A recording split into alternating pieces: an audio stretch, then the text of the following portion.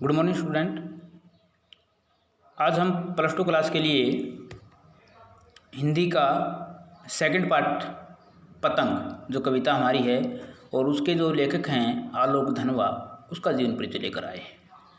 तो आलोक धनवा का जीवन परिचय हम आज करेंगे और इस जीवन परिचय को आप अच्छी प्रकार से अपनी कॉपी में लिख लेना और अच्छी प्रकार से याद करना, क्योंकि लगभग परीक्षाओं में इसको पूछा जाने वाला जो कवि है ये है।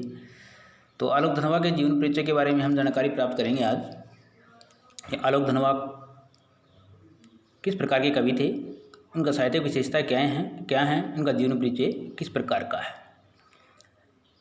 तो आशा करता हूँ आपको ये समझ में आएगा और आप इस जीवन परिचय को अच्छी प्रकार से पढ़ेंगे। तो हमारा जो आलोक धनवा का जीवन परिचय हो देखिएगा। मैं आपकी स्क्रीन पर इसकी फोटोकॉपी लेकर आ रहा हूँ, देखिएगा।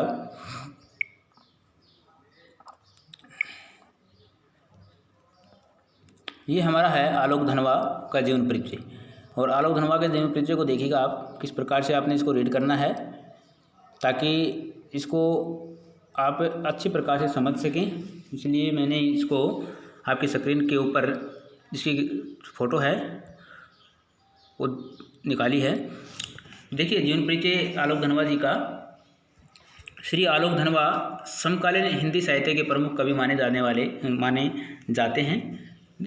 समकालीन हिंदी साहित्य के प्रमुख कवि माने जाते हैं, इस समय के आलोक धनवा जी प्रमुख कवि रहे हैं। ये सामाजिक चेतना से ओतप्रोत कवि थे। इनका जन्म 1948 ईस्वी में बिहार राज्य के मुंगेर जिले में हुआ और इस सामाजिक चेतना में लोगों को सामाजिक चेतना देने वाले कवि माने जाते हैं। और इनका जो जन्म है 1948 में बिहार राज्य के मुंगेर जिले में हुआ था। इसकी साहित्यिक सेवा की भावना के कारण उन्हें राहुल सम्मान से अलंकृत किया गया। इस साहित्यिक सेवा में इन्होंने इतना साहित्य लिखा, इस साहित्यिक सेवा से प्रभावित होकर के इनको एक सम्मान से अलंकृत किया गया और ये सम्मान है राहुल सम्मान। इनको बिहार राज्य भाषा परिषद का साहित्यिक सम्मान और बनारसी प्रसाद भोजपुरी सम्मान भी सम्मानित किया गया। और इनकी बिहार राष्ट्र भाषा परिषद के द्वारा इनको सम्मान दिया गया था, वो था बनारसी प्रसाद और भोजपुरी सम्मान है, इसको दिया गया था। अब इसकी रचनाएं देखिएगा कैसी रचनाएं हैं। आलोक धनवा एक साहित्य प्रेमी व्यक्ति हैं। एक कवि के रूप में उन्हें विशेष ख्याति प्राप्त है। उनकी लेखनी अबाध गति से साहित्य सृजन हेतु चल रही है। उनकी प्रमुख रचनाएं निम्नलिखित। कौन कौन सी रचनाएं हैं कि देखिएगा। काव्य इनका जनता का आदमी उनकी पहली कविता है जो सन 1972 में प्रकाशित हुई थी। भागी हुई लड़कियां, बुरनों की बेटियां, गोली दागो पोस्टर आदि इसकी प्रमुख काव्य रचनाएं हैं। और बुरनों की बेटियों में कवि को बहुत ही प्रसिद्धि भी प्राप्त हुई थी। तो इसके काव्य हैं। और जनता का आदमी जिसकी कविता है वो 1972 में इसको प्रकाशित की गई थी। और बुरनों की बेटियां इसकी एक प्रसिद्ध काव्य रचना है। अब काव्य संग्रह देखिए इसका। दुनिया रोज बनती है एकमात्र काव्य संग्रह है इसका। 1998 में इसको प्रकाशित किया गया था।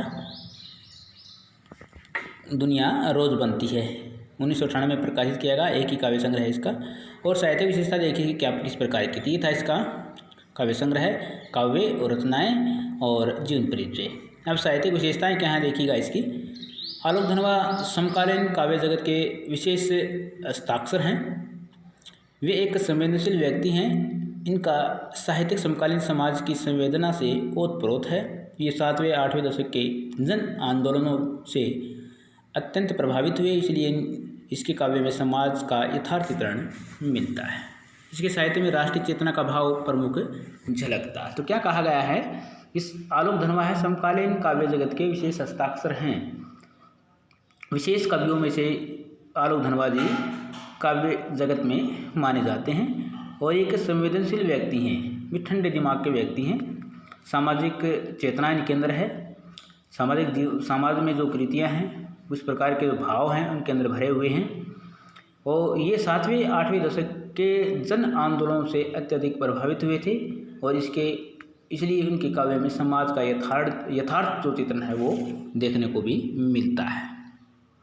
उन्होंने अपने साहित्य में भारतीय संस्कृति एवं समाज का अनूठा चित्रण किया है और अपने साहित्य के अंदर भारतीय जो संस्कृति है, भारतीय जो समाज है, उसका चित्रण किया है। इनके मन में अपने देश के प्रति गौरव की भावना है।